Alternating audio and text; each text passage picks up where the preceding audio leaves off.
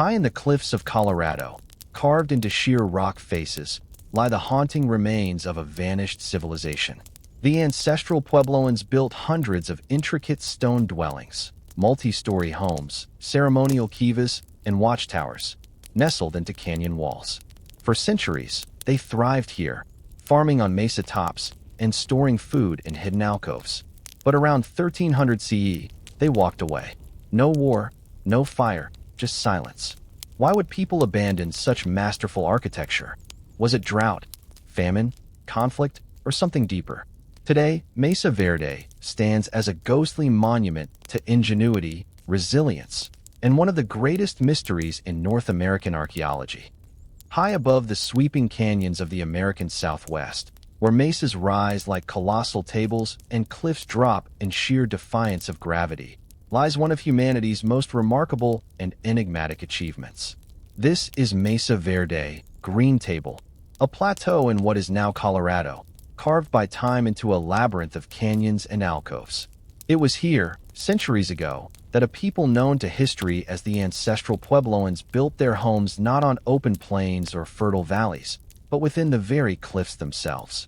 Theirs was a world suspended between earth and sky, a world of stone dwellings tucked into natural overhangs, villages rising like beehives of human ingenuity against the vertical faces of canyon walls.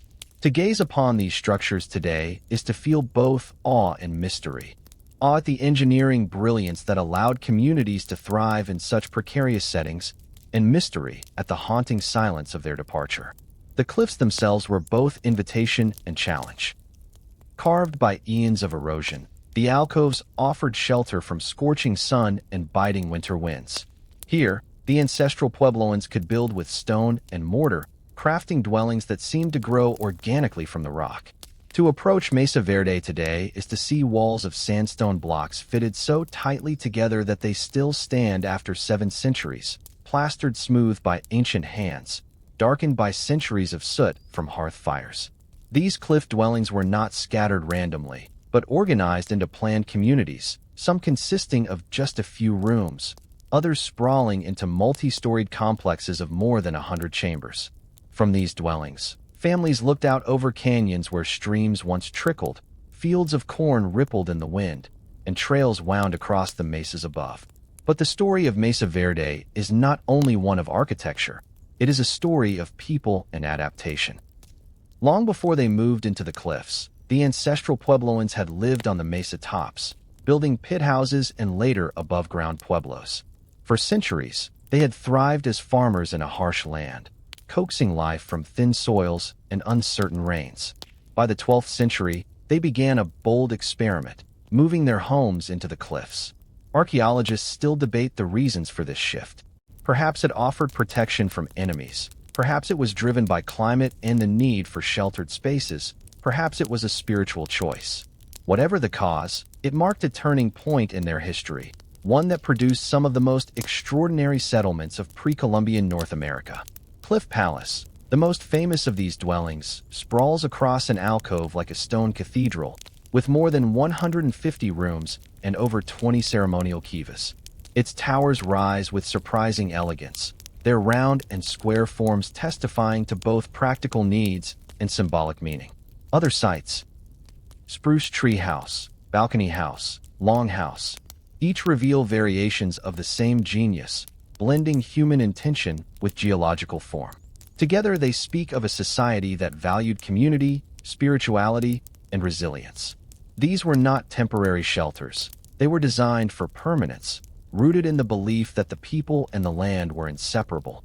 Life in these cliffside villages required courage and skill. Ladders and hand-in-tow holds carved into the sandstone allowed people to climb up and down sheer rock faces, balancing baskets of corn, jars of water, or bundles of firewood. Children grew up scrambling along these perilous paths. Women carried water from springs hidden deep in canyons. Men farmed the mesa tops and returned each evening to homes that seemed cradled in the arms of stone. The cliffs were both fortress and cradle, protecting against the elements, anchoring the people in place.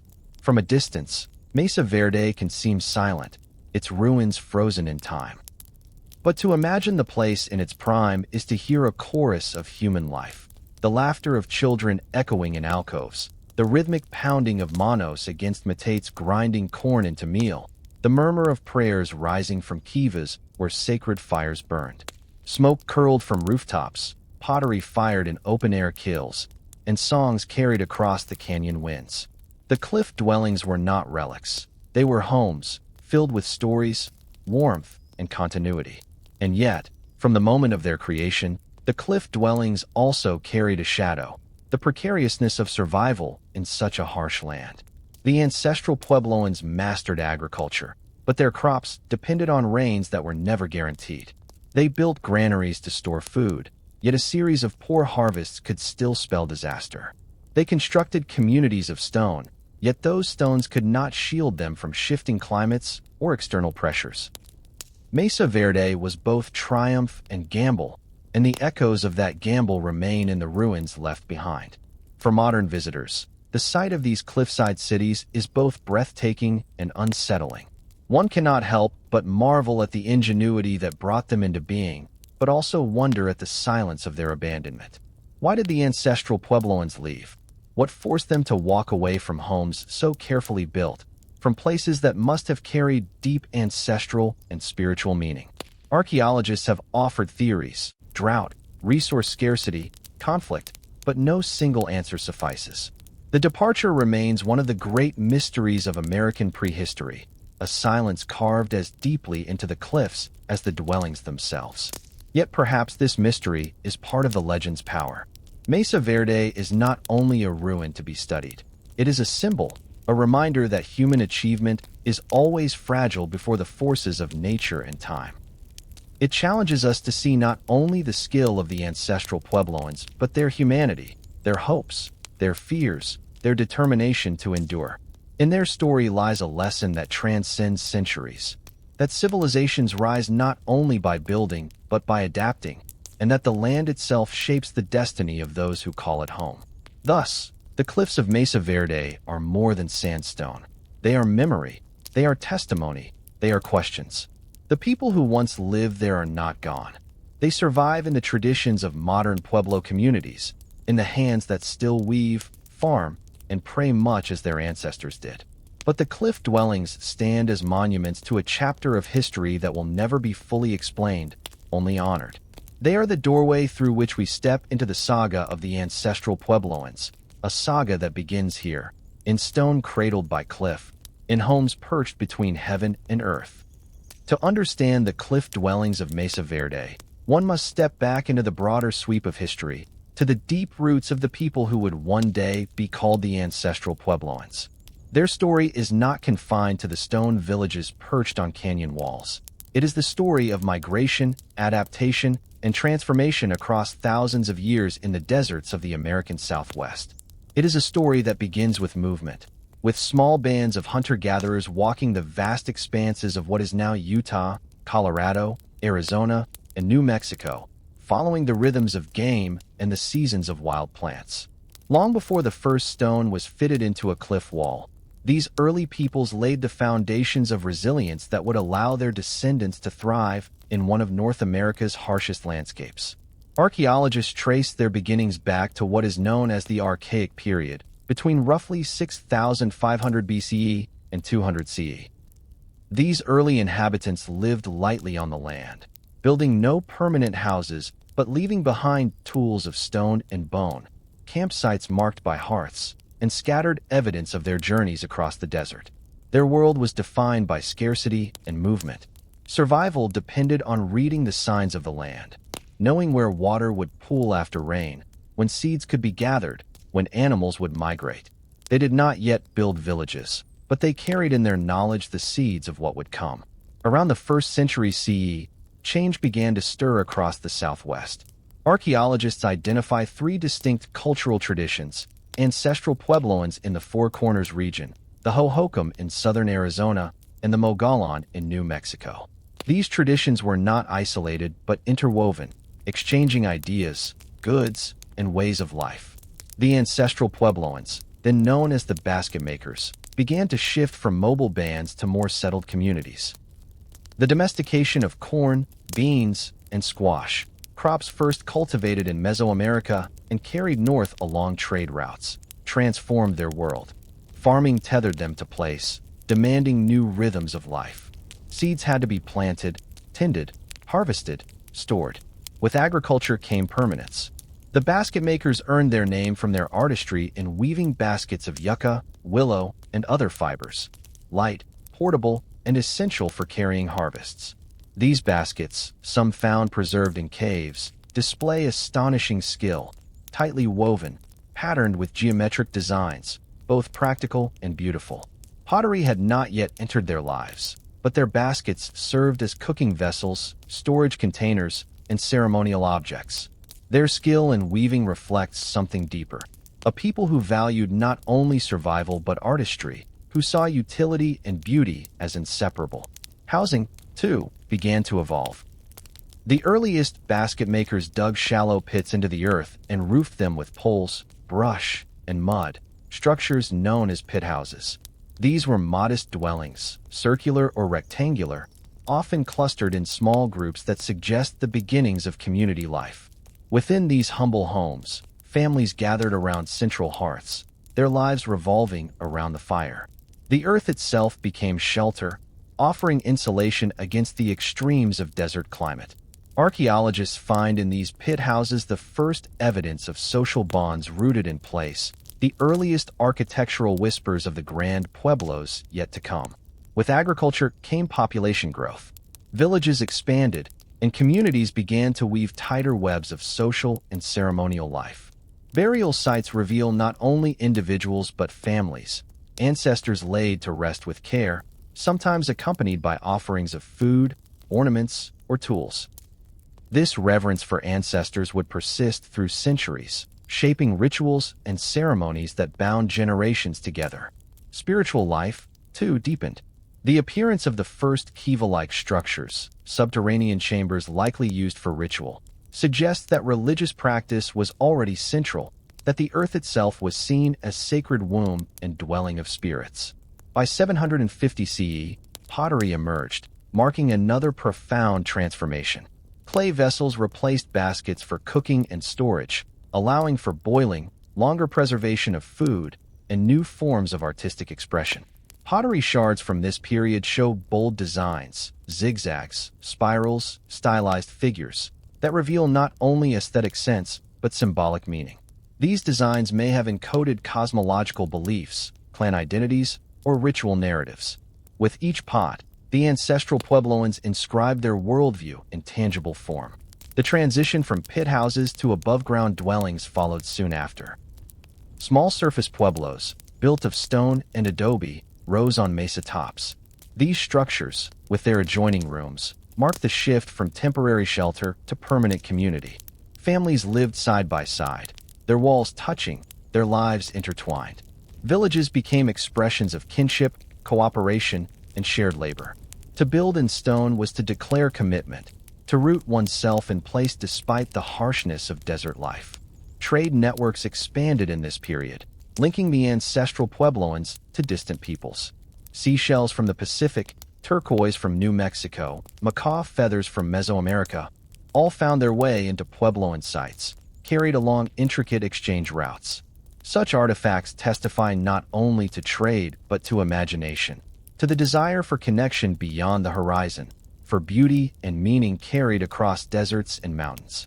These exchanges enriched cultural life, shaping rituals, aesthetics, and identities.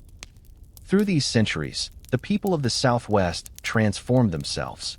From hunters and gatherers, they became farmers. From wanderers, they became villagers. From basket weavers, they became potters and masons. By the time the first cliff dwellings rose at Mesa Verde in the 12th century, these changes had already laid the foundation. The cliff cities were not sudden miracles, but the culmination of centuries of adaptation, innovation, and resilience.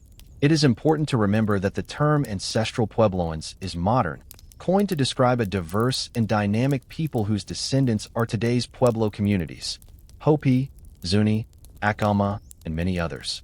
These communities preserve oral traditions that speak of migration, of emergence from the earth, of journeys guided by spiritual forces. To them, Mesa Verde is not ruin but ancestral home, a place of continuity. Archaeology offers evidence, but living traditions offer meaning. Both point to a truth. These were not a vanished people, but a living culture that transformed, migrated, and endured. Thus, the origins of the ancestral Puebloans are not simply a tale of agriculture or architecture. They are a tale of resilience in the desert, of learning to see the land not as obstacle but as teacher. The desert gave little, yet they made much of it. The cliffs were unforgiving, yet they carved homes into them. The silence of Mesa Verde today hides the centuries of ingenuity that made it possible. And to understand those cliffs, we must always return to the desert origins where the story first began, with baskets, with corn, with pit houses dug into the earth, with families who dared to root themselves in stone and soil. If migration and the shift to settled life were the foundation of the ancestral Puebloan story, then agriculture was its heartbeat. No innovation transformed their world more profoundly than the cultivation of corn, beans, and squash, the three sisters of indigenous agriculture. These crops, introduced from Mesoamerica and adapted to the harsh climate of the American Southwest, became not only food but lifelines, shaping everything from diet and community structure to spiritual worldview. To understand Mesa Verde is to understand these plants, for without them the cliff dwellings could never have existed. Corn was the first sister and the most revered. Archaeological evidence suggests it arrived in the Southwest as early as 2000 BCE, carried northward by trade and migration. At first, it was a modest grain, small-eared and fragile, but through centuries of cultivation, the ancestral Puebloans coaxed it into sturdier forms suited to the arid land. By the time of Mesa Verde, corn was central to life, occupying both field and ceremony. Farmers planted it in cleared patches of mesa topsoil, often relying on rainfall rather than irrigation, though in some areas they built small check dams, reservoirs, and terraces to catch and conserve water. Each stalk represented hope, each harvest survival. Cornmeal became daily sustenance, ground on stone metates, shaped into breads, porridges, and ritual offerings. In Pueblo tradition, corn is more than food. It is life itself, a gift from the spirits, a symbol of human dependence on the earth's generosity. Beans, the second sister, complemented corn both nutritionally and agriculturally. Climbing bean vines could grow alongside corn stalks, enriching the soil with nitrogen, balancing what corn depleted. In a land where farming was precarious, this natural partnership was ingenious, sustaining soil fertility without the need for complex fertilizers. Nutritionally, beans provided protein that corn lacked, making the diet more complete. To archaeologists, the presence of bean remains in Mesa Verde storage rooms testifies to how carefully these people balanced their diet, combining foods not only for taste but for survival. To the ancestral Puebloans, beans were not a supplement but a necessity, woven into the cycle of planting, harvesting, and storing that marked the seasons. Squash, the third sister, completed the triad. With broad leaves that sprawled across the ground, squash plants acted as natural mulch, conserving moisture and suppressing weeds. Their fruits provided vitamins, their seeds offered valuable fats, and their dried shells became containers and utensils. Squash embodied versatility, serving both practical and symbolic purposes. To grow squash was to weave abundance into the landscape, turning barren mesa tops into living gardens. Together, the three sisters represented a model of agricultural harmony, each plant supporting the others, each contributing to the community's survival. The agricultural cycle defined life in Mesa Verde. Planting began in spring, when families carried seeds to plots on mesa tops or canyon floors where soil retained more moisture. Summer brought weeding, tending, and guarding against pests. Harvest in autumn was a time of both relief and labor, as corn ears were dried and stored in granaries tucked into cliff alcoves, beans sealed in ceramic jars, squash strung for drying. Winter was a season of careful consumption, when families relied on the success of past harvests to see them through the cold. Each season carried ritual significance, planting accompanied by prayers for rain, harvest celebrated with feasts and dances, winter marked by ceremonies and kivas that reaffirmed ties to the cycles of the earth. But farming in the arid southwest was never easy. Rainfall was unpredictable, droughts frequent, and soils easily exhausted. Archaeological studies of tree rings reveal cycles of severe drought that tested the resilience of these communities. In some years, harvests failed, granaries stood empty, and hunger shadowed the villages. Yet the ancestral Puebloans adapted with ingenuity. They practiced dry farming, planting seeds deep enough to reach moisture. They built terraces to slow erosion, checked dams to trap runoff, reservoirs to capture rain. They diversified their crops, supplementing the Three Sisters with wild foods, pinyon nuts, amaranth, wild seeds, and hunted game. Such resilience speaks to a profound knowledge of the land, a dialogue with the desert carried across generations. Agriculture was not merely a practical pursuit, but a spiritual covenant. Corn, beans, and squash appeared in ritual and story as gifts from the earth, embodiments of sustenance and balance. In Puebloan cosmology, corn is often described as a mother figure, nourishing humanity. Prayers for rain, fertility, and harmony with the land were central to kiva ceremonies. Every harvest carried gratitude, every planting a plea for renewal. Farming was both survival and prayer, an act that bound the people not only to soil and water, but to the cosmos itself. The surplus created by agriculture also reshaped social life. With reliable food stores, populations grew, villages expanded, and specialization flourished. Potters, weavers, builders, and religious leaders emerged, supported by the harvest. Cliff dwellings with hundreds of rooms were possible only because agriculture provided the foundation. Trade too expanded, as surplus corn or beans could be exchanged for exotic goods, turquoise, shells, feathers, that enriched both economy and ceremony. Agriculture thus wove the community together, feeding not only bodies but culture. Archaeologists uncover the traces of this agricultural world in the ruins of Mesa Verde. Corn cobs lie preserved in storage rooms, their kernels shrunken but recognizable. Stone metates, worn smooth by generations of grinding, testify to the labor of women who turned grain into sustenance. Pottery vessels, blackened by fire, speak of meals cooked and shared. Even petroglyphs carved into canyon walls depict symbols of fertility, rain, and crops, reminders that the Three Sisters were at the center of spiritual and practical existence alike. Yet agriculture was also the source of vulnerability. Dependence on crops tied the people to cycles of rainfall they could not control.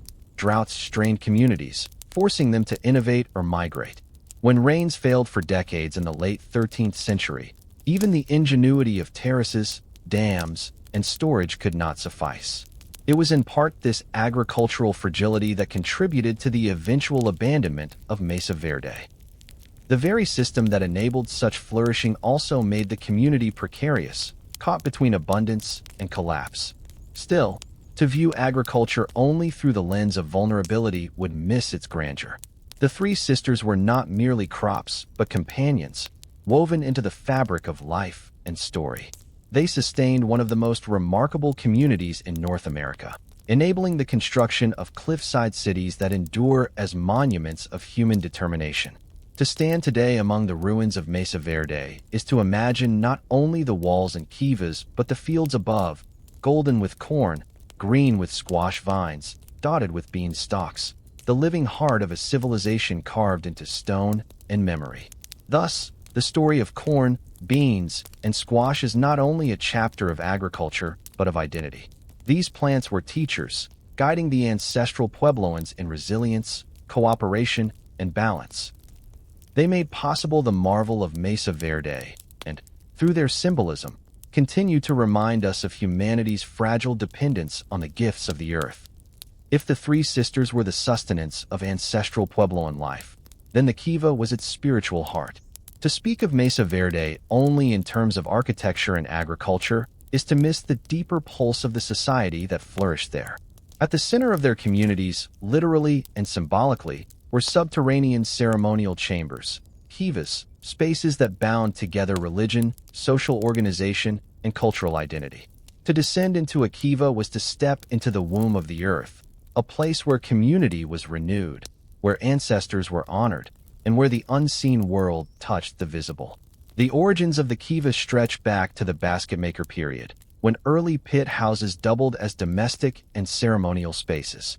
As surface dwellings grew more elaborate, ceremonial life moved underground, into chambers specifically constructed for ritual. By the time of Mesa Verde's cliff dwellings, kivas were ubiquitous. Almost every settlement had them, from small alcove villages to great complexes like Cliff Palace, where more than 20 kivas punctuate the stone city. Their circular forms, sunken into the ground, contrasted with the rectangular living spaces above, a visual reminder of their distinct role. Architecturally, kivas reveal remarkable consistency. They were circular, typically 10 to 20 feet in diameter, with walls lined in stone and plaster. Benches often ran along the circumference, seating participants in ceremonies. A fire pit, or hearth, lay at the center, symbolizing both practical warmth and spiritual fire. Ventilation shafts, ingeniously designed, directed airflow so smoke would not overwhelm those inside. The most significant feature, however, was the sapapu, a small hole in the floor that represented the portal of emergence, the place where, according to Puebloan belief, the first people emerged from the underworld into this world. Each kiva was thus a microcosm of the cosmos, a place where myth and reality converged. Entry into a kiva was not casual. Access came by ladder through a hole in the roof, descending into a chamber lit by firelight and echoing with ritual sound. This act of descent itself carried symbolic weight, leaving the surface world of daily life to enter the womb of the earth, the realm of ancestors and spirits. Emerging again was a symbolic rebirth, a reminder that life and ceremony were inseparable. Kivas were not only sacred spaces, but communal ones. They were places where men gathered to plan, to teach, to perform rites of passage. Oral traditions suggest that each clan or lineage maintained its own kiva, reinforcing identity and continuity. Ritual dances, storytelling, and instruction in traditions likely took place within these chambers. Some archaeologists believe kivas also served political functions, where leaders discussed decisions, resolved disputes, and maintained the cohesion of the village. In this way, kivas were not simply temples. They were town halls, classrooms, theaters, and sanctuaries in one. Ceremonies held within kivas were deeply tied to cycles of nature. Prayers for rain, fertility of crops, health of the community, all were offered in these sacred spaces. Dances and rituals often mirrored the rhythms of agriculture. Planting ceremonies in spring, harvest celebrations in autumn, winter rites to ensure renewal. Firelight flickering against plastered walls, the smell of cornmeal offerings, the rhythmic beat of drums and chants. Such sensory details remind us that kivas were not abstract symbols, but lived, embodied spaces of faith. The presence of so many kivas in Mesa Verde's largest dwellings reveals their central role in community life. At Cliff Palace, the clustering of kivas among living rooms shows that ritual was interwoven with domestic existence. Each family may have lived in its own rooms, but the kivas brought them together into something greater, a community united by shared ceremony. Even the act of construction reveals this unity. Building a kiva required collective labor, from quarrying stone to plastering walls, a task that bound neighbors as surely as the rituals performed inside. Kivas also reflected social complexity. Archaeologists note differences in size and elaboration. Some were modest, while others were larger and more ornate, suggesting roles for different clans, lineages, or ceremonial societies. In some sites, great kivas more than 50 feet in diameter were built, capable of holding large gatherings and major ceremonies. Though Mesa Verde itself contains few great kivas, their presence in the wider ancestral Puebloan world points to a religious system that was not isolated but regional, uniting dispersed communities in shared cosmology. Spiritual life was not limited to the kivas themselves. Petroglyphs carved into canyon walls, pottery painted with symbolic motifs, and the placement of dwellings all reveal a worldview that infused daily life. Spirals, step frets, and animal figures etched into stone may represent migration stories, cosmic cycles, or clan symbols. Pottery designs echo these themes, turning household vessels into carriers of sacred imagery. In this cultural tapestry, the kiva was the loom, binding threads of meaning together into coherent life. To modern Pueblo peoples, the Hopi, Zuni, Acama, and others, the traditions of kivas remain vital. Though the forms and practices have evolved, the core symbolism persists. Kivas are still built, ceremonies still held, stories still told of emergence, ancestors, and harmony with the cosmos. This continuity underscores a crucial truth. The people of Mesa Verde did not vanish. Their descendants live today, carrying forward the spiritual life that once animated the cliff dwellings. For them, kivas are not ruins, but living links to ancestors, places where the breath of history mingles with the present. The mystery of Mesa Verde's abandonment in the late 13th century often overshadows its achievements. Yet the enduring power of kivas reminds us that this was a culture of depth and resilience, not disappearance. The cliff dwellings may be silent, but the ceremonies continue. The prayers for rain still rise. The stories still echo in modern tongues. The kivas of Mesa Verde thus serve as both archaeological marvels and spiritual bridges, connecting past and present in an unbroken chain. In the end, to study the kivas is to glimpse the soul of Mesa Verde. They were spaces where earth and sky met, where humans spoke to spirits, where community found its center. They remind us that architecture is not only about walls and rooms, but about meaning. The ancestral Puebloans built not just for shelter, but for connection, to each other, to their ancestors, to the cosmos. Their kivas were not ruins, but living hearts, pulsing with ritual fire, binding their people into one. The cliff dwellings of Mesa Verde stand today as silent monuments, carved in stone yet alive with memory. They are the pinnacle of ancestral Puebloan architecture, the culmination of centuries of experimentation with earth, wood, and masonry. To walk among them is to enter a world where ingenuity met necessity, where community met landscape, where stone itself became home. These dwellings were not merely shelters against the elements. They were embodiments of culture, resilience, and spiritual identity. The material of choice was sandstone, abundant in the cliffs of Mesa Verde. With stone hammers and harder cobbles, builders chipped blocks from the canyon walls, shaping them into rectangular units that could be stacked into walls.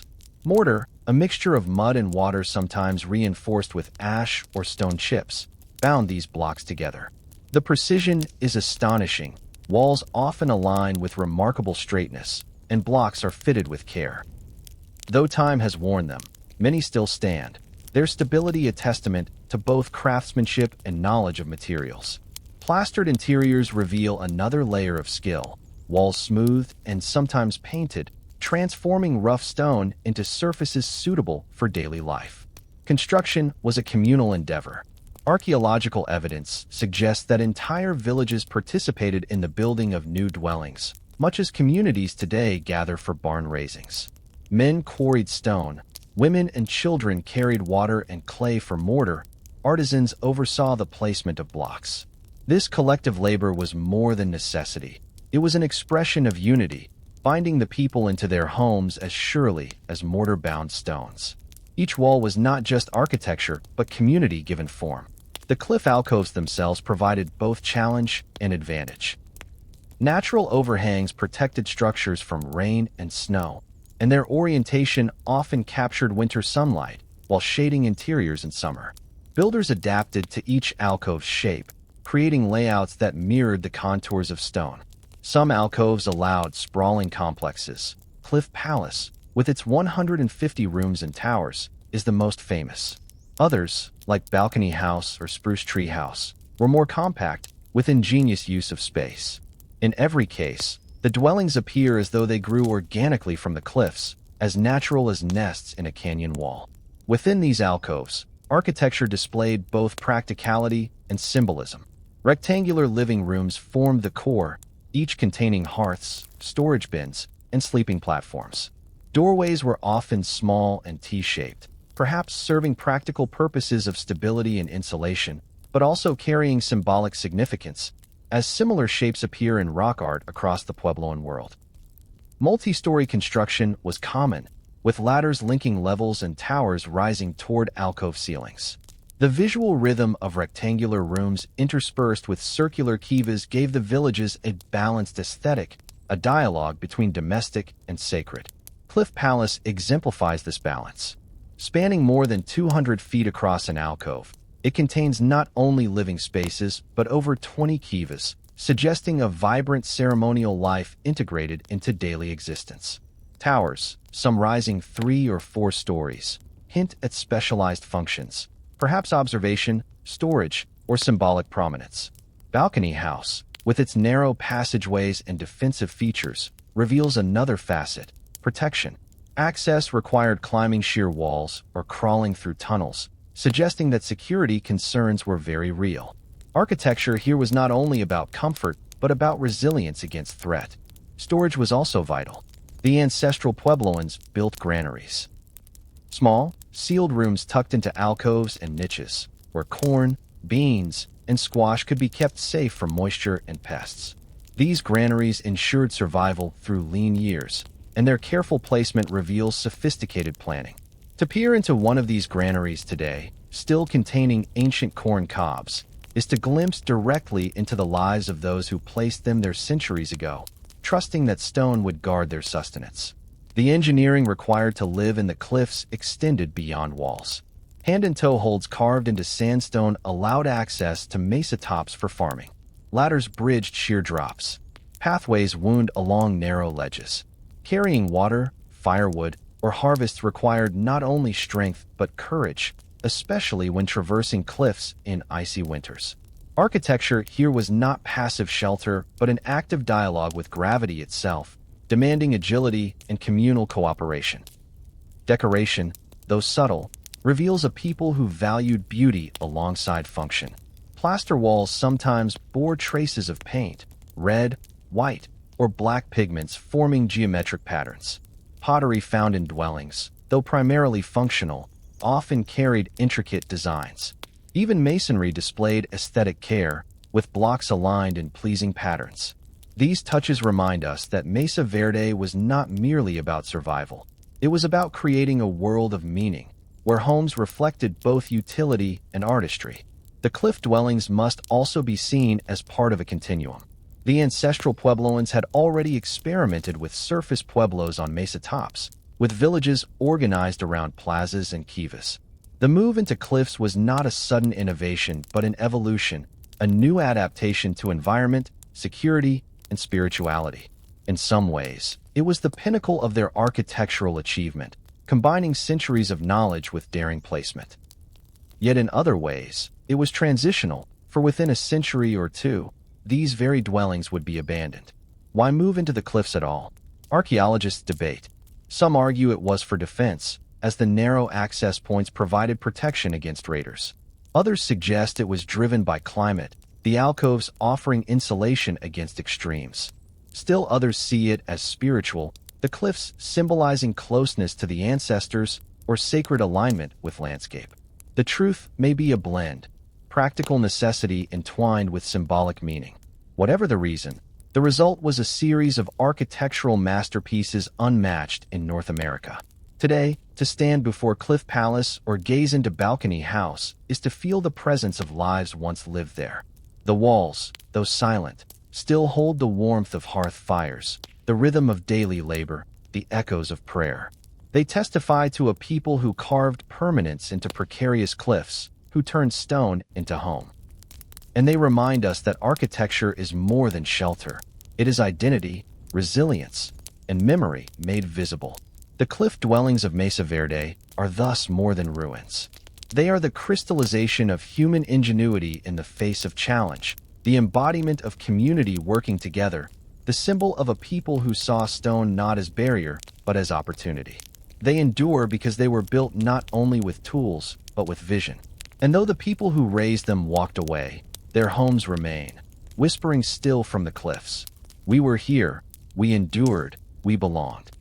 If the cliffs of Mesa Verde appear today as silent ruins, we must remember that once they rang with the sounds of daily life. The stone walls were not lifeless structures, but vessels of human experience, filled with the rhythms of family, work, laughter, ritual, and survival. To imagine Mesa Verde at its height in the late 12th and early 13th centuries is to step into a world where every courtyard, every kiva, every plastered room bore witness to lives lived with intensity and resilience. Each dwelling alcove was a neighborhood, a cluster of families bound together by kinship and shared labor. Rooms were small, typically 6 by 8 feet, serving multiple purposes: storage, sleeping, cooking. Families cooked on hearths fueled by wood hauled from mesa-top forests, smoke venting through small openings. Walls were plastered and sometimes painted, smooth to create clean surfaces. Floors bore the wear of countless footsteps, children playing, women grinding corn, men repairing tools. In these modest rooms, generations were born, raised, and passed into memory.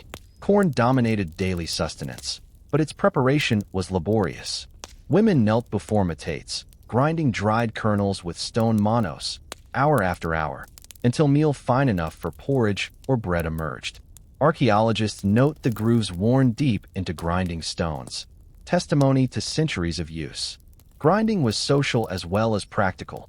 Women and girls worked together, talking, singing, passing on stories while their hands performed the repetitive, life-giving task. The sound of stone on stone was the heartbeat of Mesa Verde. Meals were simple but nourishing.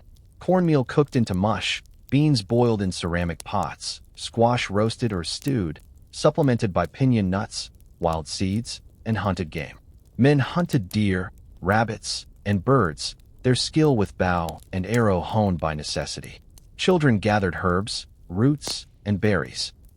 Every member of the household contributed, for survival in the desert was communal work. Archaeological remains of turkey pens show that domesticated turkeys provided both food and feathers for blankets and ritual use. Life was sustained not by one source alone, but by the careful weaving together of all the land's gifts. Craft was another daily rhythm. Pottery was essential for storage and cooking. Women shaped clay into jars, bowls, and mugs, smoothing surfaces and painting designs in black on white slip. These designs, spirals, step frets, stylized animals, carried both aesthetic and symbolic meaning. Pottery fragments scattered across Mesa Verde speak of artistry that combined utility with beauty. Baskets, though less dominant after the rise of pottery, continued to be woven, their intricate patterns demonstrating remarkable skill. Tools of stone, bone, and wood were crafted and repaired daily. Arrowheads chipped from chert, awls carved from bone, digging sticks sharpened for farming. Every object bore the imprint of careful hands. Children grew up immersed in this world of work and play. They learned early to climb ladders and scramble across alcoves, developing agility in dangerous spaces. They helped with chores, carried water from canyon springs, gathered firewood. They also played, fashioning toys from clay or wood, imitating the work of adults. Through observation and participation, they absorbed the skills of their community, preparing to take their place in the unending cycle of survival. Social life extended beyond individual households. Courtyards between rooms served as communal spaces, where women worked side by side, children played, and neighbors shared tasks. Kivas drew men together for ritual, instruction, and planning. Feasts and ceremonies punctuated the seasons, reinforcing bonds of kinship and spirituality. The layout of villages, with clustered rooms and central kivas, reflects a life where the individual was inseparable from the group, where community was the foundation of existence. The natural world shaped daily rhythms. At dawn, families emerged from their cliffside homes to climb to mesa-top fields, carrying tools and seeds. By midday, the sun beat harshly on stone, and alcoves provided relief. In winter, fires burned constantly, filling rooms with warmth and smoke. Seasonal cycles dictated tasks: planting in spring, tending crops in summer, harvesting in autumn, repairing structures in winter. Each year repeated with variation, yet always carried uncertainty. Would the rains come? Would the harvest suffice? Would game be plentiful? Life among the walls was resilient, but never secure. Illness and injury were constant threats. Skeletal remains reveal evidence of arthritis from grinding, worn teeth from a diet heavy in corn, and occasional malnutrition. Yet they also reveal endurance, lives carried on despite hardship, communities supporting one another. Death was not the end, but part of the cycle. The dead were sometimes buried near dwellings or in special places, accompanied by offerings. The presence of ancestors was felt daily, their memory woven into ceremonies and stories. Music and storytelling enriched life as much as work and ritual. Flutes carved from bone, drums, and rattles likely provided rhythm for dances and ceremonies. Songs preserved oral traditions, binding generations together. Petroglyphs carved into rock faces suggest the importance of storytelling through image as well as word. These expressions remind us that life in Mesa Verde was not only about survival, but about meaning, about finding beauty and continuity in the midst of struggle. To walk through Mesa Verde today is to see only stone, but to imagine it alive is to see a vibrant society in motion. Smoke rising from hearths, laughter echoing across canyons, footsteps on ladders, corn drying on rooftops, prayers whispered in kivas. The walls bore witness to it all. Each stone was more than architecture. It was backdrop to human life, filled with the warmth of community. Life among the walls of Mesa Verde was therefore not defined solely by hardship, but by resilience, creativity, and connection. These people did not merely survive. They built a world of meaning, adapting to the cliffs with ingenuity and grace. In their daily rhythms, we glimpse the strength of community and the determination of humanity to carve home even in the harshest landscapes. The cliff dwellings of Mesa Verde, impressive as they are, did not exist in isolation. They were part of a vast cultural and economic web that stretched across deserts, mountains, and rivers, connecting the ancestral Puebloans to peoples hundreds of miles away. Trade was the lifeblood that enriched their world, bringing not only material goods but ideas, symbols, and stories. To stand in a kiva or a stone room at Mesa Verde is to stand at the crossroads of exchange, where local ingenuity merged with far-reaching connections. The harsh environment of the Southwest demanded such networks. Corn, beans, and squash sustained daily life, but no single community could provide everything it needed from local resources. Trade allowed communities to supplement scarcity with abundance, to balance what one land lacked with the gifts of another. Archaeological evidence reveals how extensive these networks became and how central they were to the cultural vitality of the Puebloan world. Among the most striking finds in Mesa Verde are seashells from the Pacific and Gulf coasts. Carried hundreds of miles inland, these shells were not merely decorative. They held symbolic and ritual value. Some were fashioned into pendants or beads, worn as ornaments or used in ceremonies. Others were ground into powder, perhaps for pigment or ritual offerings. Their presence in cliff dwellings testifies to a connection that spanned deserts and mountains, a line of exchange that linked distant seas to inland cliffs. Turquoise, perhaps the most iconic trade item of the Southwest, also reached Mesa Verde. Mined in New Mexico and elsewhere, turquoise was shaped into beads, inlays, and ornaments. To the Puebloan peoples, it held spiritual significance associated with water, sky, and life itself. Turquoise traveled not only among Puebloan communities but into Mesoamerica, exchanged for macaw feathers, copper bells, and other exotic goods. The presence of turquoise in Mesa Verde thus tied its people into a continental network, where goods moved along trails as readily as stories and rituals. Macaw feathers, found in Mesa Verde contexts, are among the most astonishing trade items. These birds, native to the tropical forests of Mexico and Central America, could not survive naturally in the high desert of Colorado. Their feathers must have been carried north along intricate trade routes, likely accompanied by myths and rituals that gave them meaning. Some evidence even suggests that macaws were kept alive in Puebloan communities, cared for as living embodiments of sacred connection. To hold such feathers in a cliff dwelling was to hold a piece of the tropics, a tangible link to distant worlds. Copper bells, crafted in Mesoamerica, also found their way into Puebloan hands.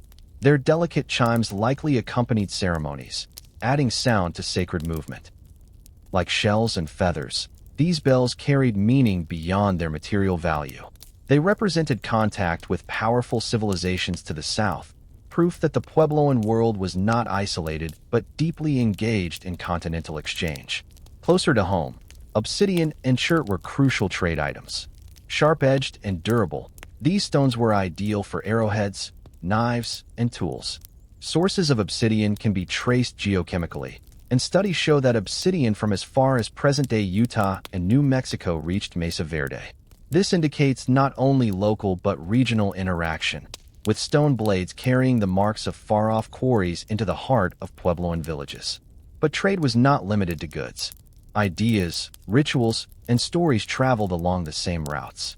Architectural influences, artistic motifs, and religious symbols often bear traces of distant origins.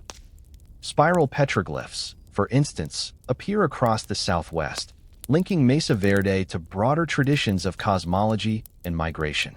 Agricultural techniques, pottery designs, and ceremonial practices spread across communities, enriching each through contact with others. Trade, in this sense, was cultural as much as economic, a means by which societies shared wisdom and reinforced identity. The mechanics of trade relied on extensive trails. Footpaths crisscrossed mesas and deserts, connecting villages to one another. Some followed river valleys, others cut across arid plateaus. Archaeologists have traced segments of these trails, worn into stone by generations of feet. Caravans of people carried goods on their backs, wrapped in woven mats or baskets. Every journey was arduous, but every journey also wove another thread into the great web of exchange. Trade was also a form of diplomacy. To exchange goods was to exchange trust, to forge bonds that could prevent conflict and promote cooperation. Ritualized gift-giving may have played a role in maintaining peace between communities. Feasts, dances, and ceremonies often accompanied exchange, ensuring that trade was not simply transactional but relational. In this way, the networks of goods were also networks of alliance and belonging. The evidence of trade in Mesa Verde complicates any notion of isolation. It is easy to imagine the cliff dwellers as cut off in their stone alcoves, surrounded by barren desert. But the artifacts tell a different story. Seashells from distant coasts, feathers from tropical forests, obsidian from volcanic mountains, turquoise from sacred mines. The people of Mesa Verde were participants in a vast web of interaction, their lives enriched by contact with distant lands and peoples. And yet, trade also carried vulnerability. Dependence on distant goods could create tension when routes were disrupted. Drought, conflict, or shifting alliances might sever connections, leaving communities more isolated. The very networks that enriched Mesa Verde also tied it to broader instabilities, making its prosperity contingent on forces far beyond the canyon walls. Still, to focus only on vulnerability would be to miss the achievement. The ancestral Puebloans created not only homes in cliffs, but bridges across deserts. They demonstrated that even in a land of scarcity, cooperation and exchange could create abundance. Their trade networks were arteries of culture, pulsing with life, carrying goods, ideas, and hope from horizon to horizon. Thus, to imagine daily life in Mesa Verde is to imagine more than stone walls and cornfields. It is to imagine traders returning with shells glimmering from the sea, with turquoise shining like sky, with feathers bright as the sun, with stories of distant lands. It is to imagine children seeing objects from worlds they would never visit, elders weaving these objects into ritual meaning, communities strengthened by bonds that stretched beyond their own canyons. In trade, the people of Mesa Verde found not only survival but connection, their cliffs linked to a continent, their story interwoven with countless others. Stone is the canvas upon which the ancestral Puebloans left their most enduring stories. While pottery, textiles, and would have often been lost to time, the engravings carved into canyon walls and the painted designs adorning vessels still speak. They reveal not only aesthetic vision but also a language of symbols, a way of inscribing belief, memory, and identity into the landscape itself. To study the art of Mesa Verde is to glimpse the inner world of its people, to see how they understood themselves, their ancestors, and the cosmos that surrounded them. Petroglyphs, images chipped or pecked into sandstone, remain scattered across Mesa Verde and the wider southwest. Spirals, zigzags, handprints, animals, and human figures appear in clusters on canyon walls, often near trails, springs, or sacred spaces. These were not casual decorations, they were messages. The spiral, one of the most common motifs, is widely believed to symbolize migration, the path of the sun, or cycles of life. A double spiral may indicate a journey outward and a return, echoing stories of emergence from the underworld and eventual return to the earth. To carve such a symbol was to inscribe cosmology into stone, a permanent reminder of origins and destiny. Human figures also appear in petroglyphs, often stylized with outstretched arms, headdresses, or geometric adornments. Some may depict deities or spirits encountered in ritual. Others may represent clans or ancestors. Footprints and handprints, pressed into stone through carving or paint, speak directly of presence. We were here. We belong to this place. In a culture where ancestry and land were inseparable, such marks were declarations of identity as much as art. Animal figures abound: deer, mountain sheep, birds, serpents. Each carried symbolic resonance. The serpent, winding across rock, may have symbolized water and fertility, crucial in a land of scarce rain. Birds, with their flight across horizons, may have represented communication with the spiritual world. Deer and sheep, vital for hunting and sustenance, appeared both as offerings of gratitude and as reminders of dependence on nature. These carvings were not idle sketches, but invocations, prayers carved in stone. Pottery carried its own visual language. By the 12th and 13th centuries, Mesa Verde potters had perfected a striking style: black paint on white slip. Bowls, jars, and mugs bore intricate designs of spirals, zigzags, triangles, and stepped motifs. These designs were not random. They embodied order and meaning. The step fret pattern, resembling stairways or mountains, may have symbolized spiritual ascent or the connection between worlds. Geometric repetition mirrored cycles of nature: day and night, seasons, life and death. The act of creating pottery itself was sacred. Women gathered clay, ground tempering agents such as sand or crushed stone, and shaped vessels by hand coiling strips of clay upward. Before firing, they painted designs with brushes made from yucca fibers, each stroke deliberate, each line echoing patterns carried through generations. When a pot was used to cook or store food, it was not merely utilitarian. It was an object infused with story, symbol, and identity. To eat from such a vessel was to partake in culture as much as sustenance. Murals, though less well-preserved, also hint at the vibrancy of Puebloan art. In some kivas, traces of painted walls remain: red, white, or black pigments forming geometric or symbolic images. These murals likely served ceremonial purposes, surrounding participants with reminders of cosmology during rituals. Firelight flickering against painted walls would have animated the images, turning static symbols into living presences during sacred ceremonies. Textiles, though rarely surviving, were another canvas. Woven cotton garments, turkey feather blankets, and yucca fiber sandals likely bore patterns and colors that mirrored those in pottery and petroglyphs. Clothing was not only practical but symbolic, embedding identity into daily life. Even adornments, turquoise beads, shell pendants, macaw feathers, were artistic expressions, linking the body to the wider cosmos of meaning. The integration of art with landscape is one of the most striking features of ancestral Puebloan culture. Unlike traditions where art is confined to galleries or temples, here it permeated the environment. Trails were marked with petroglyphs, springs with carvings, dwellings with painted walls. Art was inseparable from life, embedded in the very stone and earth of daily existence. For the ancestral Puebloans, to walk through the canyon was to walk through a living gallery of memory and belief. Oral traditions of modern Pueblo peoples shed further light. The Hopi, Zuni, and others speak of migration journeys, of clans traveling across the land, leaving symbols as they went. Petroglyphs, in this view, are not only art but signposts of those journeys, markers of presence and continuity. Spirals and figures carved into stone are reminders of sacred history, not to be decoded merely by archaeology, but lived as ongoing identity.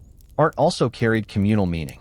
Just as kivas brought people together for ceremony, so too did shared symbols bind communities.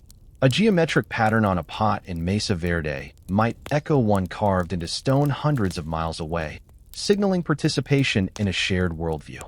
This symbolic coherence suggests that the ancestral Puebloans were not isolated villages, but a cultural constellation, united by art that expressed common stories and values. Yet art also carried vulnerability. Designs shifted over time, reflecting social change, environmental stress, or new influences. By the late 13th century, as drought and tension mounted, pottery styles became more hurried, less refined. Some petroglyphs depict conflict, figures with weapons, scenes of struggle. In these final generations at Mesa Verde, art reflects not only continuity but anxiety, a society under strain, inscribing its fears as well as its hopes into stone. And still, the art endures. To run a hand over a spiral carved into sandstone, to gaze upon a black-on-white pot preserved in a museum, is to touch a story more than 700 years old.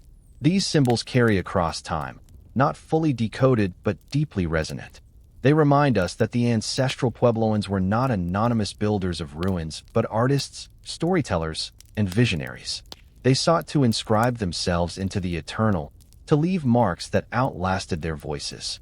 Thus, the art of Mesa Verde is not only decorative but narrative. It tells of migration, of ancestors, of the cycles of sun and rain, of the fragile balance of life in the desert. It tells of community bound by shared symbols, of belief made visible, of memory carved into stone. To look upon it is to be reminded that culture is not only spoken or sung, but etched into the very earth. And in that art, the people of Mesa Verde still speak, their voices carried not in words but in spirals, steps, and stories of stone. No community exists in isolation, and Mesa Verde was no exception. The ancestral Puebloans who built their homes in the cliffs were part of a wider network of peoples scattered across the American Southwest. These communities were linked by trade and shared cosmology, but they also faced the pressures of competition, scarce resources, and occasional conflict. The story of Mesa Verde is therefore not only one of architecture and agriculture, but also of diplomacy and tension, of alliances forged and frayed in a landscape that demanded cooperation yet fostered rivalry. Archaeological evidence reveals a society that valued harmony. Trade routes stretched across deserts and mountains, carrying not only goods but rituals and stories. Shared motifs in pottery and petroglyphs suggest a common cultural language that transcended individual villages. Feasts and ceremonies likely brought communities together, reinforcing bonds through dance, song, and shared prayer.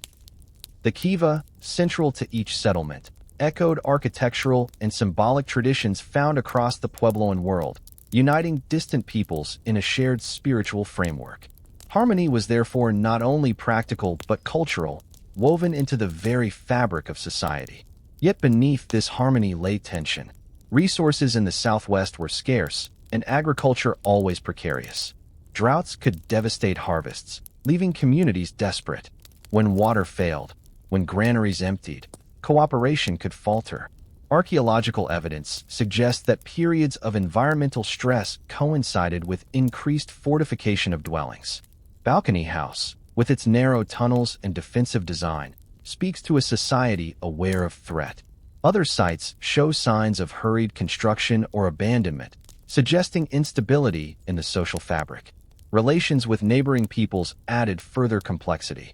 The ancestral Puebloans were surrounded by other cultural traditions. The Mogollon to the south, the Fremont to the north, the Hohokam in Arizona, nomadic hunter-gatherers across the plains. Interaction was inevitable and often beneficial. Trade brought seashells from the Pacific, copper bells from Mexico, obsidian from Utah. But contact also meant competition. Plains groups might raid farming villages for food. Agriculturalists might encroach upon hunting grounds. Archaeological remains of projectile points embedded in bones and fortified sites hint at violence, though its extent remains debated. Oral traditions of modern Pueblo peoples sometimes recall migrations, conflicts, and alliances. Stories speak of clans traveling across the land, sometimes welcomed, sometimes resisted, sometimes merging with local populations. These narratives suggest a world of shifting boundaries, where communities constantly negotiated belonging and survival. Mesa Verde, perched in its dramatic cliffs, was both refuge and statement. A declaration of permanence in a world where movement and tension were constant. Ceremonial life. The story of Mesa Verde cannot be told without reckoning with the climate. The ancestral Puebloans were masterful farmers, engineers, and community builders, yet all of their achievements depended on a fragile balance with the land. That balance was repeatedly tested by drought, a relentless adversary that returned in cycles across centuries. It was drought that strained harvests, forced migration, and may ultimately have driven the people of Mesa Verde to abandon their cliffside homes. To understand the endurance and the vulnerability of this society, one must follow the trail of water or its absence. The Southwest is a land of extremes. Rainfall is scarce and unpredictable, often arriving in sudden storms that run off quickly or vanish into dry soils. Winters bring snow, but melting patterns vary, and streams may dwindle to trickles by summer. The ancestral Puebloans adapted with ingenuity. They built check dams to capture runoff, terraces to slow erosion, reservoirs to hold rainwater. They planted seeds deep, practiced dry farming, and diversified crops. Their resilience was remarkable. In an environment that to outsiders might seem uninhabitable, they created communities that lasted centuries. Yet no ingenuity could fully counter prolonged drought. Tree ring studies, a form of dendrochronology, reveal the climatic history of the region with astonishing precision. Rings of ancient pines and junipers record not only growth but rainfall, showing decades when water was plentiful and decades when it was scarce. The record aligns eerily with the archaeological timeline. Major droughts coincide with periods of disruption, abandonment, and migration. One of the most severe droughts struck in the late 1200s, lasting more than 2 decades. Known as the Great Drought, it devastated agriculture across the Southwest. Cornfields withered, reservoirs dried, and granaries emptied. Families who had built their homes into cliffs, expecting permanence, suddenly faced scarcity so severe that survival itself was threatened. The cliff dwellings that today seem like fortresses of endurance were, in that moment, reminders of vulnerability. No stone wall could bring rain. Archaeological evidence paints a picture of mounting stress. In later Mesa Verde sites, pottery becomes cruder, food remains scarcer, signs of malnutrition more common. Skeletal remains show evidence of hardship, including shortened lifespans and diseases linked to dietary stress. Storage rooms, once filled with surplus, dwindled. Communities built more defensively, suggesting that as scarcity grew, so too did competition and conflict. Some settlements were abandoned abruptly, as if families could no longer sustain themselves. Adaptations were attempted. Families likely intensified wild food gathering, pinyon nuts, seeds, roots, and hunted animals supplementing meager harvests. They may have migrated seasonally, seeking water sources in distant valleys. Social networks, too, may have been tested. Trade with other communities could bring food in times of scarcity, but only if those communities were not equally stricken. In a drought of such scale, cooperation may have faltered as each group struggled for survival. The drought also carried spiritual weight. For a people whose rituals centered on harmony with nature, the failure of rain was not only a physical crisis but a cosmic one. Kiva ceremonies must have intensified, prayers for rain rising from firelit chambers deep into canyon alcoves.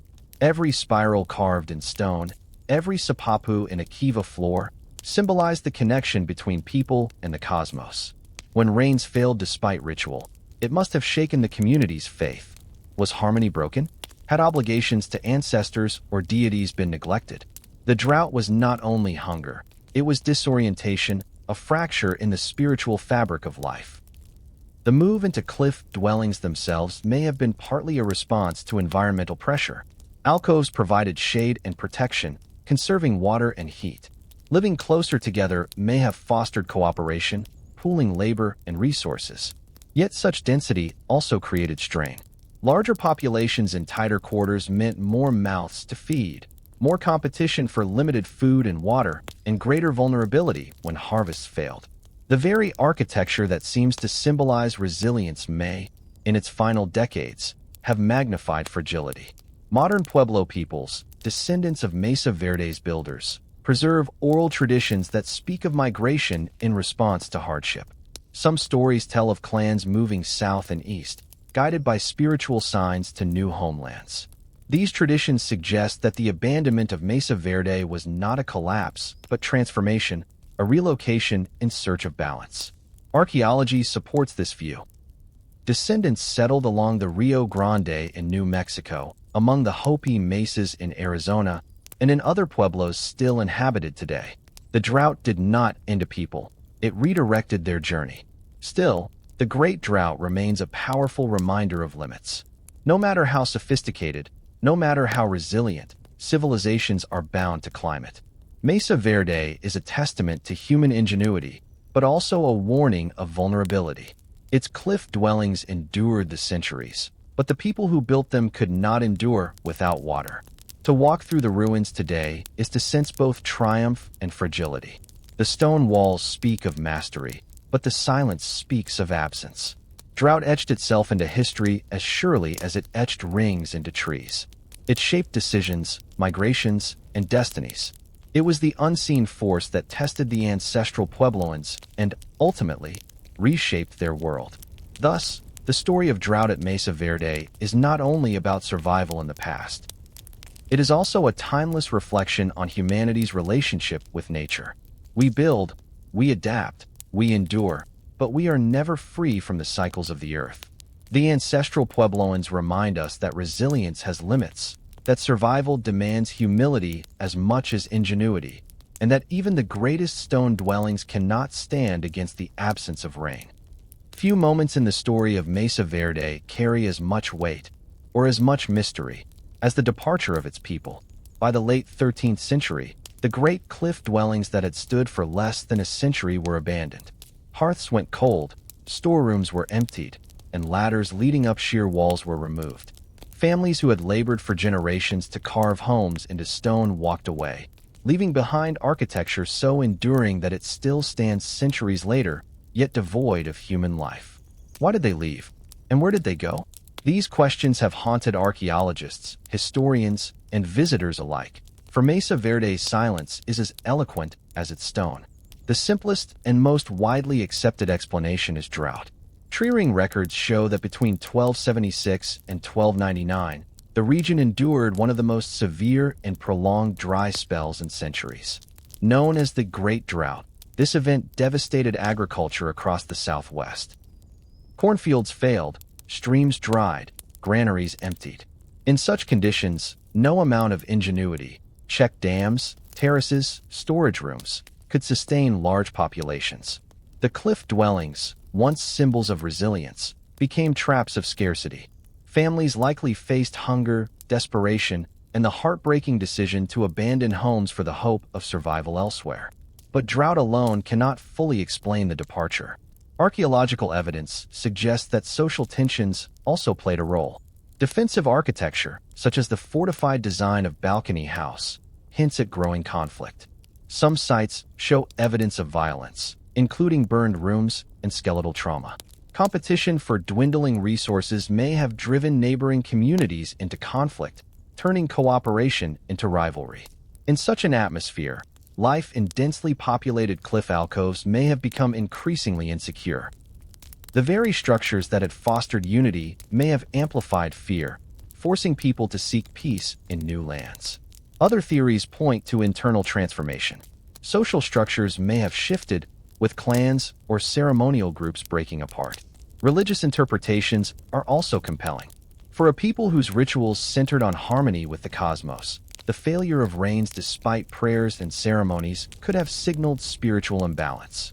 Perhaps migration was seen not as failure, but as obligation, a spiritual journey to restore balance, guided by ancestral instructions preserved in oral tradition. Modern Pueblo peoples speak of migrations, of clans traveling vast distances to find new homes, leaving markers along the way. These stories suggest that the departure from Mesa Verde was not a collapse, but continuation, a step in a longer sacred journey. Archaeological evidence supports the idea of relocation rather than disappearance. Pottery styles, architectural traditions, and oral histories link the ancestral Puebloans of Mesa Verde to modern Pueblo peoples in New Mexico and Arizona. The Hopi, Zuni, Acoma, Taos, and others. Families likely migrated south and east, joining or forming new communities along the Rio Grande, the Hopi Mesas, and other fertile regions. What appears in stone as abandonment may, in cultural terms, have been transformation. Mesa Verde was left behind, but its people lived on, carrying their traditions into new landscapes. There are also subtler explanations. Soil exhaustion may have contributed, as centuries of farming thinned the mesa's soils. Population growth may have outstripped resources. Changing trade routes may have shifted opportunities elsewhere, drawing people toward new centers of interaction. Disease, though less visible in the archaeological record, could have weakened communities already strained by hunger. The truth may be not one cause, but many, converging in the late 13th century to make departure inevitable. The decision to leave must have been wrenching. These were not temporary shelters, but ancestral homes, built with immense labor, imbued with spiritual meaning. To walk away from them was to walk away from identity itself. Yet the act of migration was also an act of hope. To leave the cliffs was to choose survival over death, continuity over collapse. It was a decision born not of weakness, but of determination, to carry culture, memory, and community into the future, even if the stones of Mesa Verde were left behind. For modern observers, the mystery of departure fuels fascination. Tourists stand in silent alcoves and ask, why would anyone leave such extraordinary homes? The answer, however, may lie not in the ruins, but in the living traditions of Pueblo peoples today. To them, Mesa Verde is not a ruin of the vanished, but an ancestral site on a longer journey. Its abandonment was not disappearance, but migration, part of a cycle of movement and renewal that defines their history. Archaeology provides data, but oral tradition provides meaning. The people of Mesa Verde left because it was time to move, time to seek balance elsewhere. Still, the ruins retain their silence, their mystery. No written records explain the decision. No final message was carved into stone. What remains is absence. Rooms emptied of families, kivas emptied of prayer, fields emptied of corn. The silence invites speculation, but also reflection. For in that silence lies a truth, that even the most remarkable human achievements are subject to change, that permanence is an illusion, that survival sometimes requires departure. Thus, the mysterious departure of Mesa Verde is not only a historical puzzle, but a human lesson.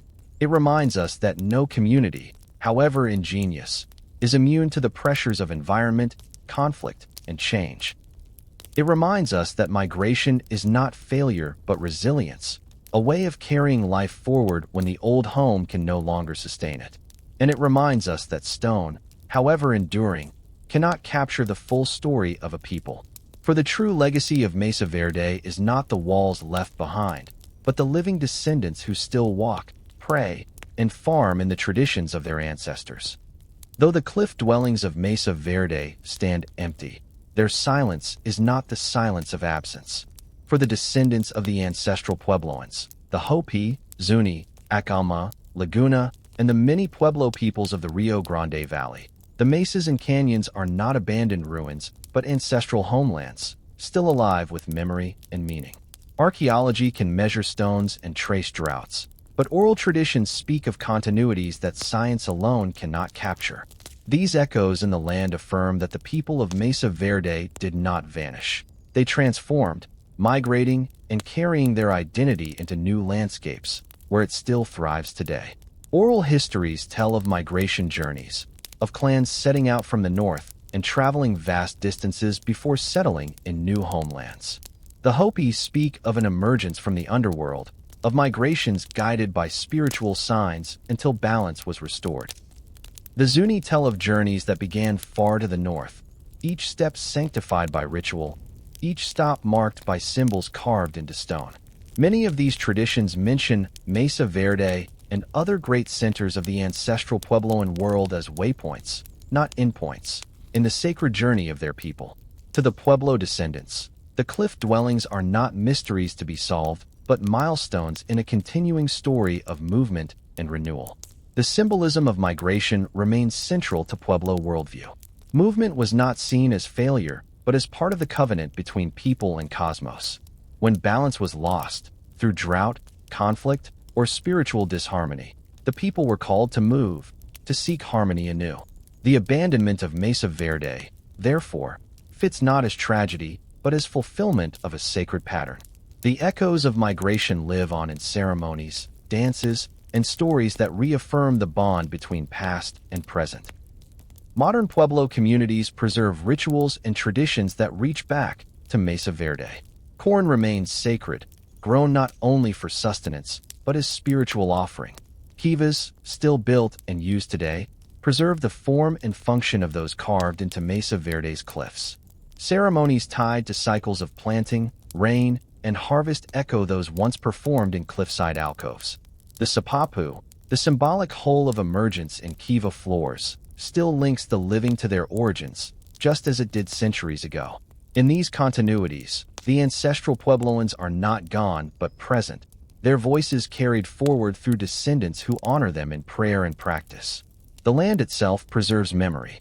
Petroglyphs carved into sandstone across the southwest mark migration routes, clan symbols, and sacred places. Modern Pueblo peoples can sometimes identify these markings, recognizing them as ancestral signatures left along the journey. Spirals carved into stone are not simply abstract designs, but maps of migration, records of movement encoded in symbols. When Pueblo elders visit Mesa Verde, they do not see mute ruins. They see living testimony, reminders of obligations to ancestors and to the land. For archaeologists, oral traditions provide essential context. Scientific evidence of drought, migration, and settlement aligns with Pueblo stories of journeys, clan dispersals, and resettlement in the Rio Grande Valley and the Hopi Mesas. The convergence of science and oral history strengthens the case that the people of Mesa Verde did not disappear but relocated, carrying their culture intact. For the Pueblo peoples themselves, however, no proof is required. The land itself speaks, the stories themselves are truth. Respecting these traditions has reshaped modern interpretation of Mesa Verde. Once described as lost cities built by vanished peoples, the dwellings are now recognized as ancestral homes with living descendants. Pueblo voices are increasingly included in archaeological research and public education, ensuring that the story of Mesa Verde is not told solely through stone, but through living memory. National park programs today often include the perspectives of Pueblo elders, who remind visitors that the ruins are not relics, but sacred places deserving reverence. The echoes of Mesa Verde also resonate beyond Pueblo communities. For many, the story of migration, resilience, and renewal speaks to universal human experiences. It is the story of leaving home in search of survival, of carrying identity across distance, of adapting without forgetting. The cliff dwellings become metaphors for the human journey, the homes we build, the struggles we endure, the choices we make to leave and continue. Their silence is not emptiness but invitation, urging us to listen for the voices that still speak through stone, wind, and story. To walk through Mesa Verde today is to feel these echoes. The plastered walls, blackened by ancient hearths, still carry the warmth of families. The kivas, circular and sunken, still hold the rhythm of prayer. The ladders, long gone, still invite us to imagine hands that climbed them. And the canyon winds, whistling through alcoves, still seem to carry whispers, voices of ancestors calling across time. For the Pueblo peoples, these are not whispers but presence, reminders that their ancestors are with them still, guiding their steps as they guided them from Mesa Verde centuries ago. Thus, the story of Mesa Verde is not one of disappearance but of endurance. The echoes in the land affirm that the people who carved stone into home did not vanish. They migrated, transformed, and live on in communities that still honor the cycles of corn, the sanctity of kivas, the power of story. The cliff dwellings remain, silent yet eloquent, their stones harmonizing with the voices of descendants who remind us that history is never lost when memory endures. For centuries after the departure of the ancestral Puebloans, the great alcoves of Mesa Verde stood in silence. The winds swept through empty rooms, rains darkened plastered walls, and wild animals nested where fires had once burned. To the Pueblo descendants, these places were never forgotten. Oral traditions kept them alive as ancestral homelands. But to the broader world, Mesa Verde slipped from awareness, hidden in plain sight among the rugged canyons of what is now southwestern Colorado. It was not until the 19th century, in an era of exploration, expansion, and curiosity, that outsiders stumbled upon the cliff dwellings and proclaimed them a discovery.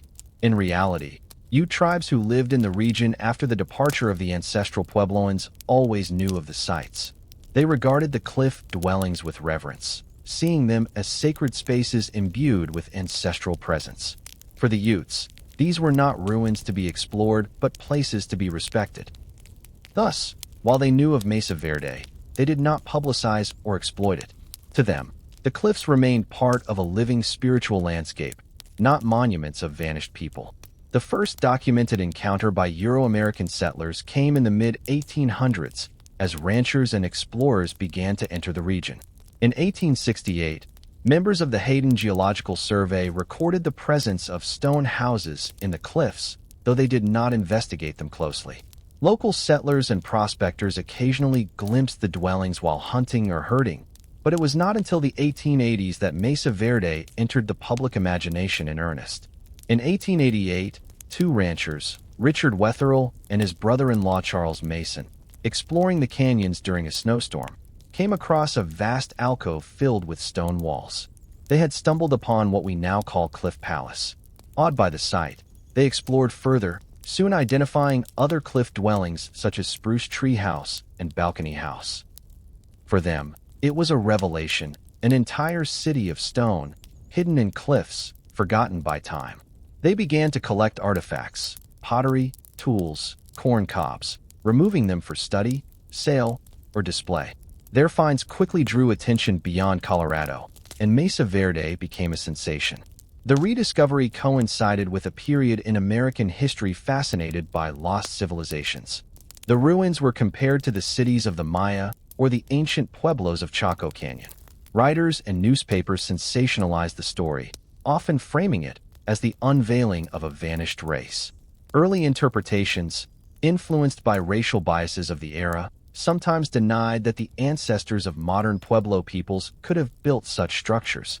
Instead, wild theories proposed connections to Old World civilizations, Phoenicians, Egyptians, even the lost tribes of Israel. These ideas ignored the clear continuity between the ancestral Puebloans and the living Pueblo communities of the Southwest, privileging mystery over truth. At the same time, serious archaeology began to take root. Gustav Nordensky-Old, a Swedish scholar, visited Mesa Verde in 1891 and conducted systematic excavations. His work, though controversial because he removed thousands of artifacts to Europe, marked one of the earliest scientific studies of the site. His book, The Cliff Dwellers of the Mesa Verde, published in 1893, introduced the ruins to an international audience and cemented their significance as a subject of academic inquiry. Yet Nordensky-Old's removals also sparked debate about preservation, ethics, and the protection of cultural heritage, debates that continue to shape archaeology today. As interest grew, so did calls for preservation. Locals began to recognize that unchecked looting threatened to strip Mesa Verde of its treasures. Pottery, tools, and sacred objects were being taken and sold, erasing context and meaning. Advocates pressed for protection, and in 1906, President Theodore Roosevelt signed the Antiquities Act and established Mesa Verde National Park, the first national park created to protect cultural heritage rather than natural scenery. This was a turning point. Mesa Verde was no longer a curiosity for collectors, but a protected monument of American history. The rediscovery of Mesa Verde in the 19th century must be understood in two layers.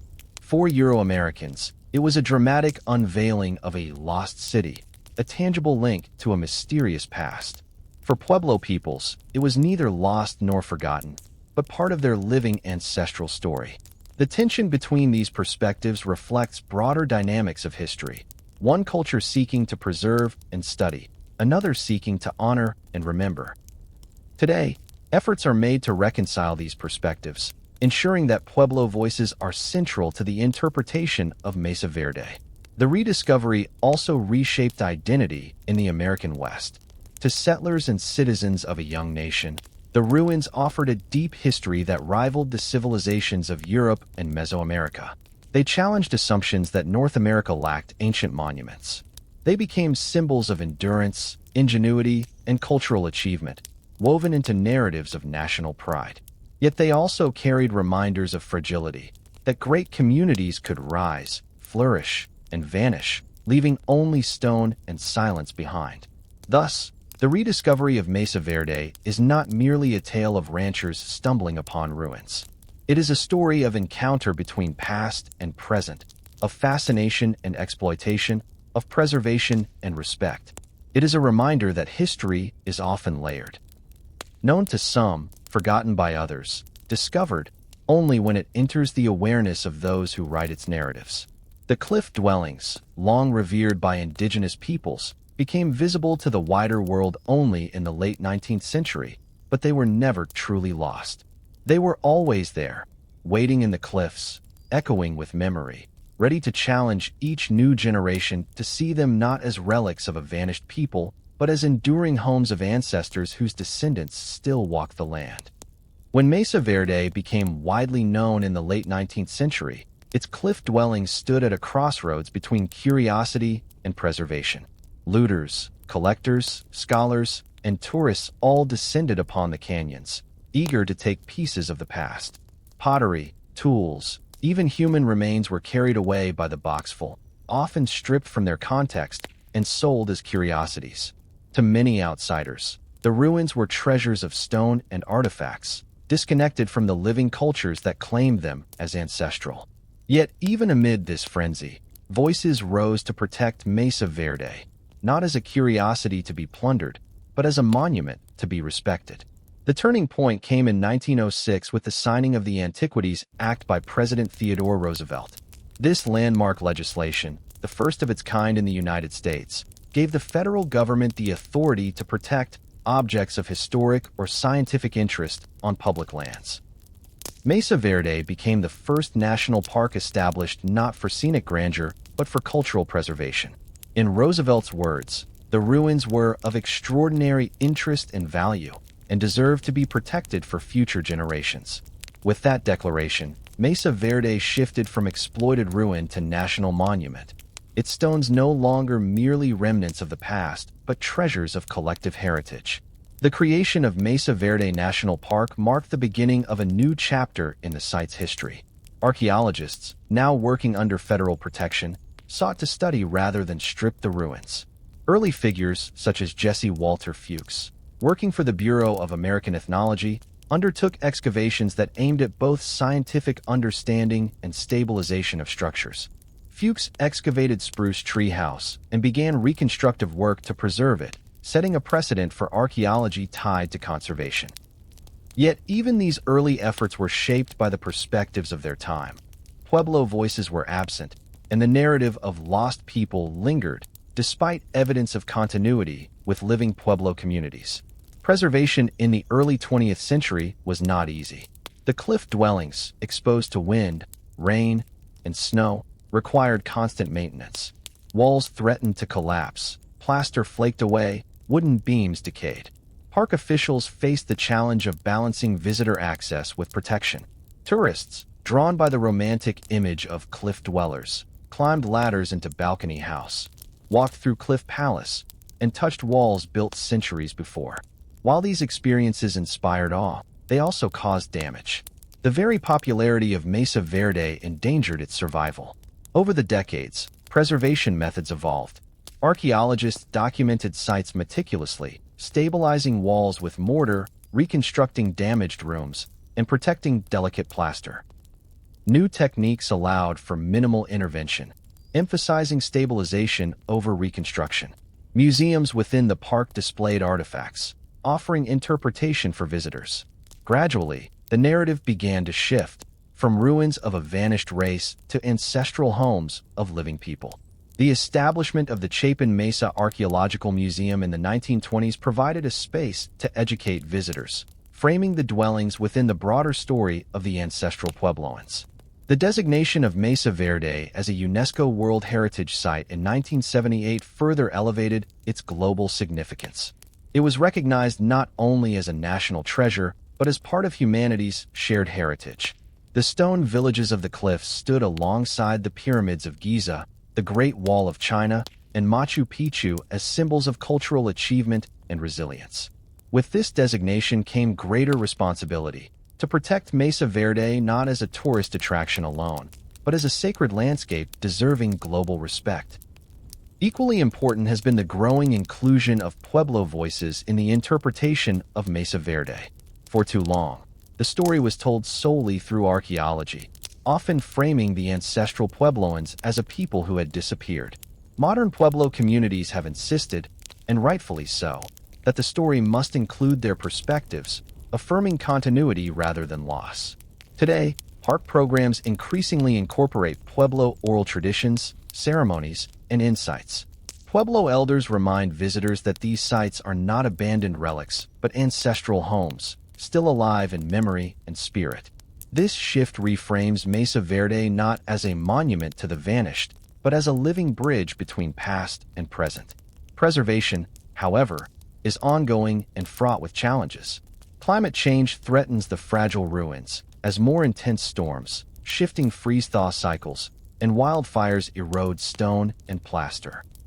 Managing millions of visitors each decade requires careful planning to balance education with protection. Archaeologists and conservationists continue to innovate, using digital modeling, non-invasive surveys, and traditional techniques to safeguard the dwellings. Yet perhaps the greatest preservation lies not in stone, but in story, ensuring that the voices of the descendants remain central, that Mesa Verde is honored not as a museum of the dead, but as a sacred landscape of the living. The transformation of Mesa Verde from ruins to monuments reflects broader changes in how societies value heritage. Where once artifacts were collected and sold, now they are preserved and studied. Where once indigenous voices were excluded, now they are increasingly included. Where once the site was framed as a mystery, now it is recognized as testimony, a reminder that the past endures in both stone and people. To stand in Mesa Verde today, guided by rangers and informed by Pueblo voices, is to see more than stone walls. It is to see the triumph of preservation, the recognition of heritage, and the enduring relevance of a culture that never disappeared. The cliffs remain, the dwellings endure, and the stories, once silenced, speak anew. Mesa Verde today may seem a world of stone and silence, but for the Pueblo peoples of the Southwest, it is anything but silent. The cliff dwellings are not relics of a vanished race. They are ancestral homes, living testaments to a culture that endures. The descendants of the ancestral Puebloans, the Hopi, Zuni, Acalma, Laguna, Taos, and many others, carry forward traditions that link directly to the lives once lived in the alcoves of Colorado's cliffs. To them, Mesa Verde is not just a national park or a World Heritage Site. It is a sacred place, a reminder of migration, resilience, and continuity. The living heritage of the Pueblo peoples is evident in every aspect of their culture. Corn remains at the center of life, grown in small fields, prayed over, and celebrated in ceremony. Just as the people of Mesa Verde once knelt at metates to grind kernels into meal, Pueblo women today still perform this labor, linking generations through sustenance. Pottery, too, continues, crafted with coiled clay and painted with geometric patterns that echo those on Mesa Verde vessels. Each pot is both utilitarian and sacred, carrying forward motifs that embody cosmology and clan identity. The spiral, the step fret, the stylized bird, all endure, symbols alive with meaning. Kivas remain central, both as architectural forms and as spiritual spaces. In Pueblo communities, ceremonies still take place in subterranean chambers, linking the living to their ancestors. Rituals of rain, fertility, and balance continue, echoing the prayers once spoken in the alcoves of Mesa Verde. The sapapu in each kiva floor still marks the portal of emergence, reminding participants of their sacred origins and obligations. Far from relics, these ceremonies are living expressions of identity, renewed in each generation. Ceremonial dances, too, carry forward ancient traditions. Pueblo communities hold dances that mark agricultural cycles, celebrate rain, and honor ancestors. These are not performances for outsiders, but vital acts of cultural continuity. Masks, regalia, songs, and movements embody spiritual teachings, binding communities to the land and to each other. Though modern Pueblo peoples live in a world transformed by colonialism, modernity, and migration, their ceremonies affirm resilience and continuity, ensuring that ancestral ways remain alive. The connection to Mesa Verde is not only cultural, but emotional. Pueblo elders speak of visiting the cliff dwellings as a return to ancestral homes. They see not ruins, but presence, the presence of ancestors, whose spirits linger in the alcoves and kivas. Some speak of feeling watched, welcomed, or instructed by these places. For them, Mesa Verde is not abandoned, but alive, a sacred landscape that continues to shape identity. This perspective reframes the story. The ancestral Puebloans did not vanish. They walked into the future, and their descendants are still here. The recognition of this living heritage has reshaped the stewardship of Mesa Verde. Park officials increasingly collaborate with Pueblo communities to interpret the site. Exhibits now include Pueblo voices, oral traditions, and contemporary perspectives. Ceremonies are sometimes held at the park, affirming continuity between past and present. Pueblo consultation ensures that preservation respects not only archaeology, but spirituality.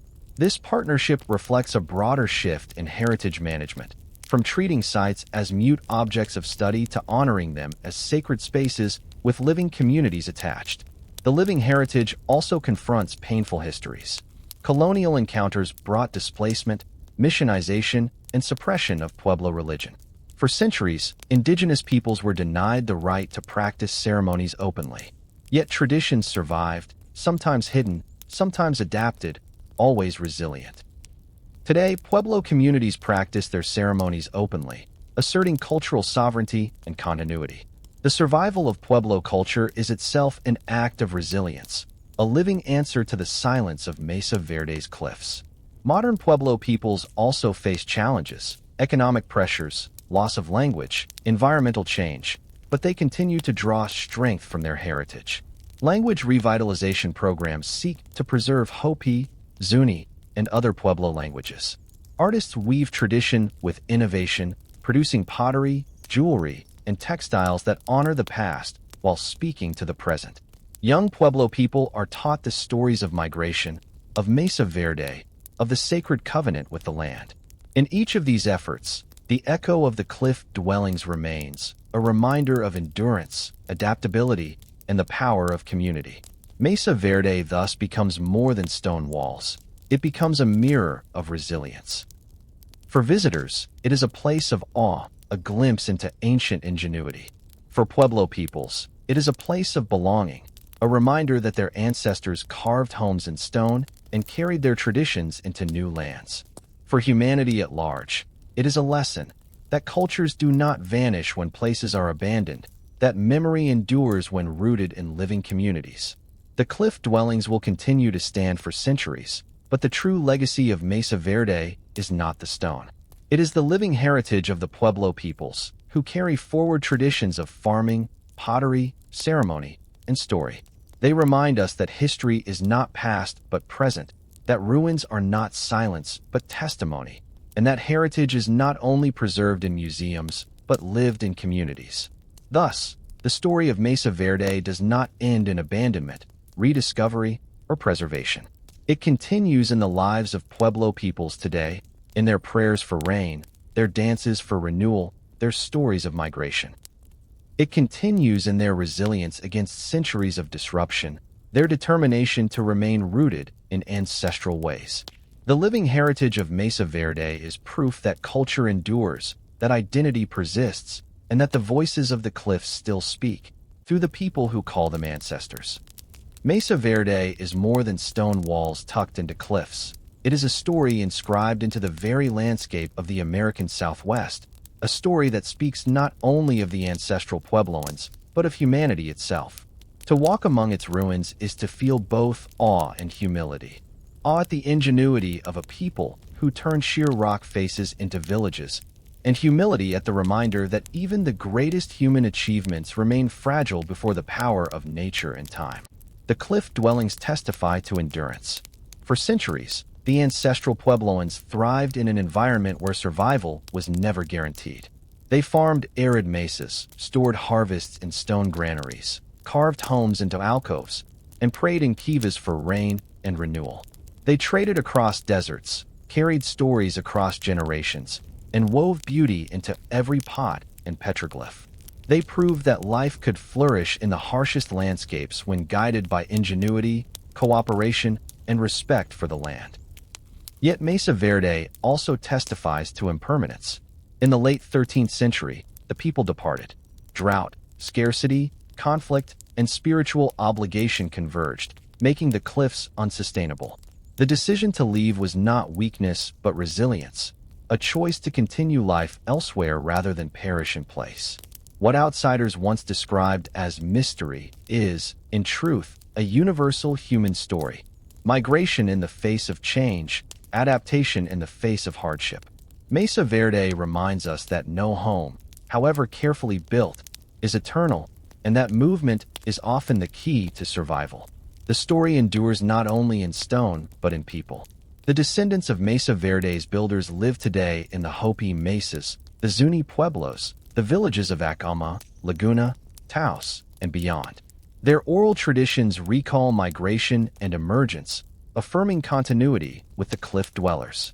Their ceremonies, kivas, and prayers echo the rhythms of Mesa Verde, binding present communities to ancestral memory.